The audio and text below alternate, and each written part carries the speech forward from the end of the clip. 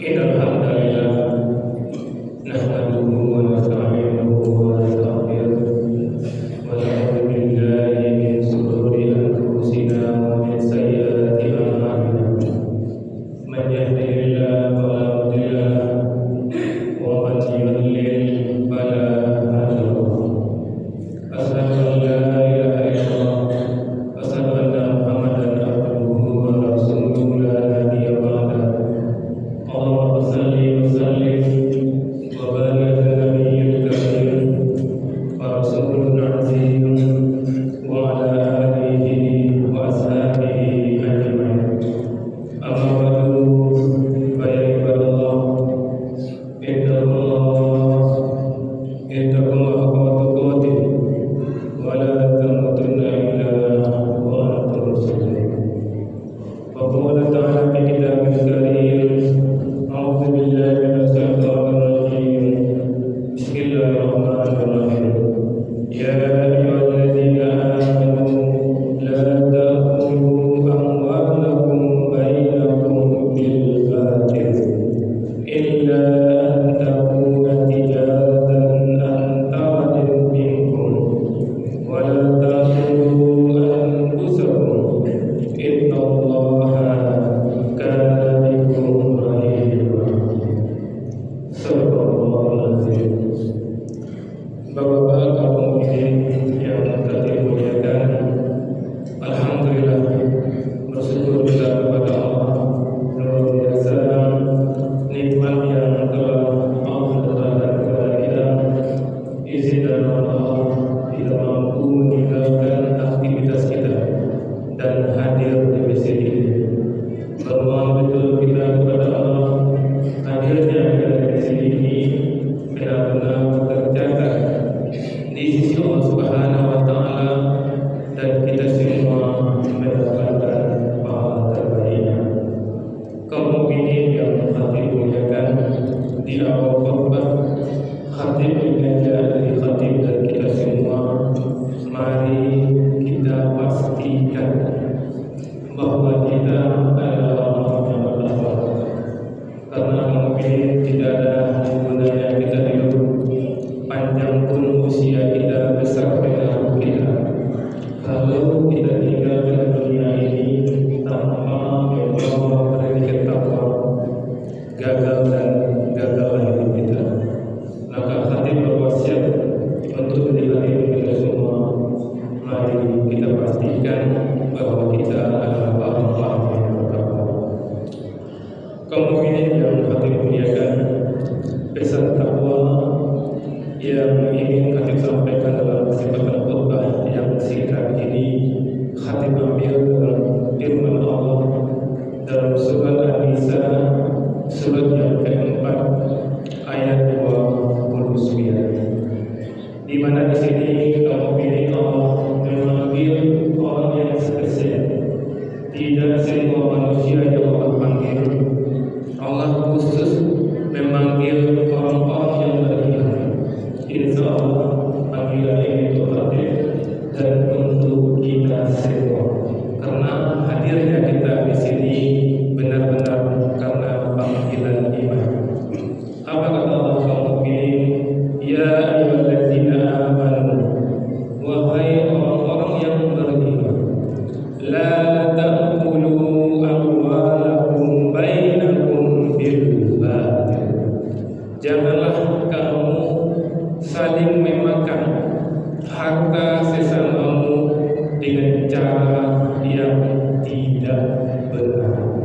Illa an takuna tijaratan, kecuali dalam perdagangan antara minkum yang berlaku atas dasar suka sama suka di antara kamu. Wala taqtulu anfusakum, dan janganlah kamu membunuh dirimu. Innallaha kana bikum rahima, sungguh Allah Maha Penyayang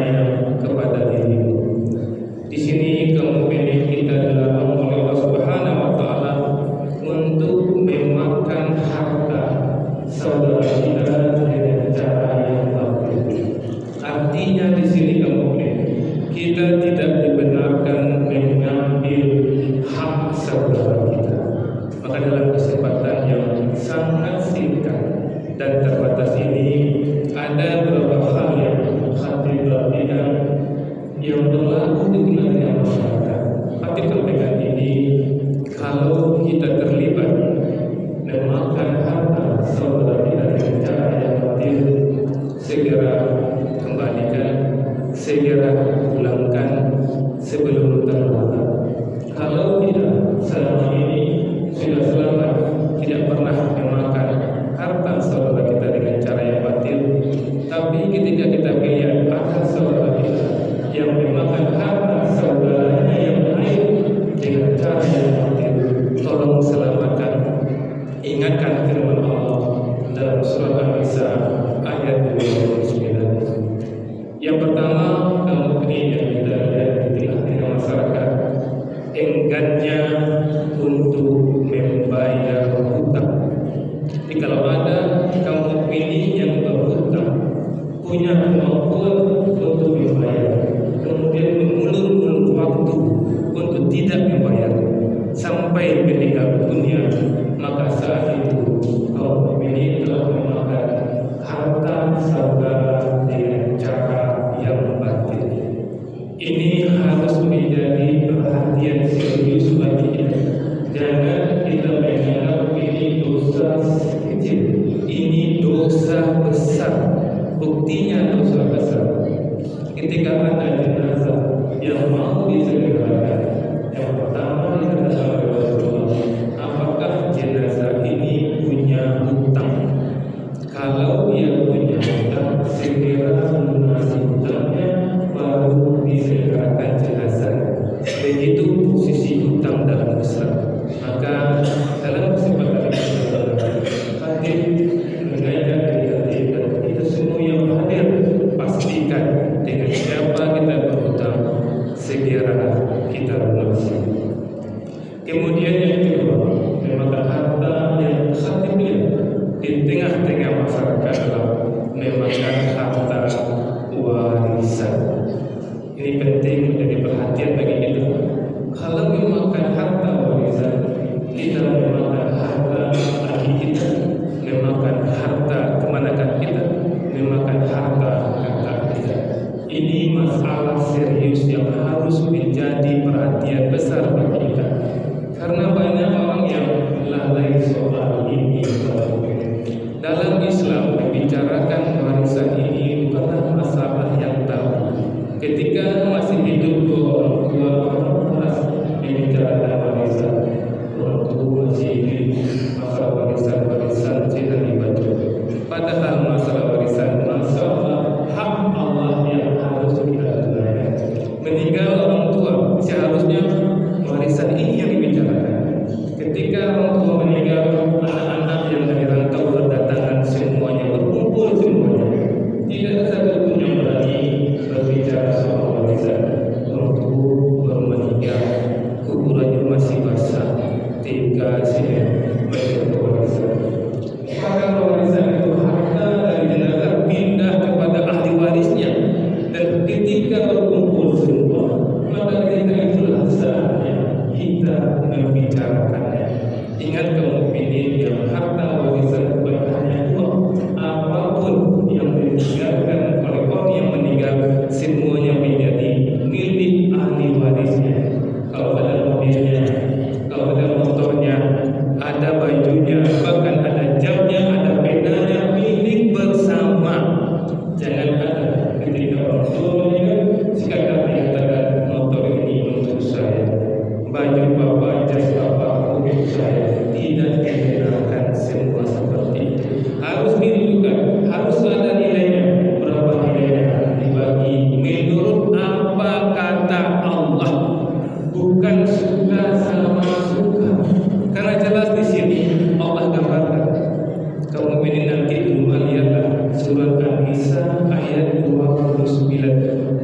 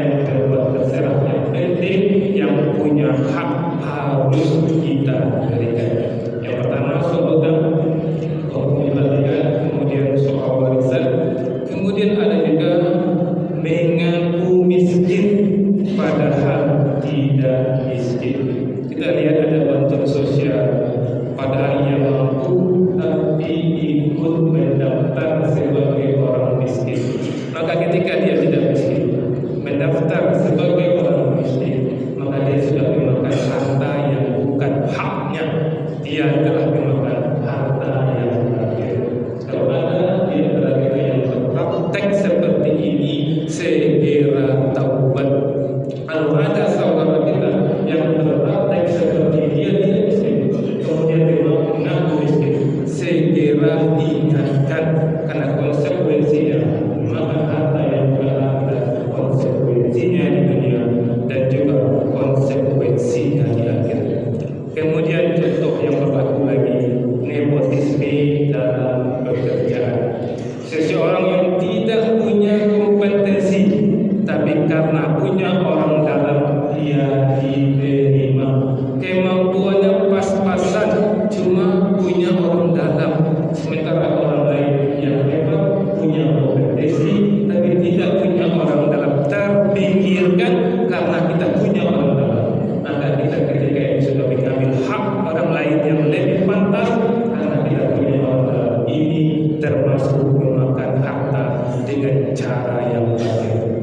Kemudian dalam praktek di lapangan yang khatib perhatikan dan khatib yakin kita semua perhatikan, riba dalam transaksi itu batil. Pinjam uang 1 juta kemudian dibayar 1.200.000, ini batil. Padahal Allah telah memberikan solusi terbaik. Allah yang menjadikan kita Allah yang tahu yang terbaik untuk kita. Apa kata Allah dalam surah Baqarah ayat 275? Wa halallahu al-bai'a wa harrama riba. Padahal Allah telah menghalalkan jual beli, wa harrama riba, dan mengharamkan riba. Tadi An-Nisa 29. Allah membolehkan jual beli dalam dasar suka sama suka halal. Tapi kalau riba, walaupun suka sama suka itu haram. Kita pinjam uang saudara kita 1 juta, kita kembalikan 1.200.000, dan selisih 100.000. Suka sama suka itu haram. Sementara jual beli, modal kita 1 juta, kita jual 1.500.000. 1 juta modal, kita jual 1.500.000. Ini halal, ini berkah karena jual beli dasarnya suka sama suka. Coba lihat mana yang lebih mudah. 1 juta untungnya 200.000 haram kalau itu riba. Tapi jual beli modal 1 juta, kita jual 1.500.000, 500.000 keuntungan Allah halalkan untuk kita, tidak kita mengambil. Coba kamu renungkan hebatnya Allah, kuasanya Allah. Seandainya Allah menghalalkan riba, maka putaran ekonomi tidak ada jalan. Maka orang dan muda saja ada uangnya, dia pinjamkan. Hanya transaksi satu orang dengan orang saja kalau yang riba dihalalkan. Tapi karena riba dihalalkan, maka orang tanda kutip terpaksa berjualan. Ketika berjualan banyak pihak yang dilibatkan. Ketika kita jual kayu di toko, contoh nanti punya toko bangunan, jual kayu di toko bangunan untuk menjual sebatang kayu, proses hadirnya kayu itu di toko melibatkan banyak orang yang memotong pohon di hutan, yang membawa perjalanannya ke gudang, mengantarnya, memotongnya sampai ke toko khatib. Itu banyak orang yang terbukarnya ekonomi. Maka aturan Allah ini luar biasa. Banyak contoh-contoh di dunia masyarakat, waktu yang membatasi kita. Intinya, kalau kita benar-benar beriman, jangan pernah makan harta saudara kita dengan cara yang batil. Fattabiru ya ulul absar la'allakum turhamun.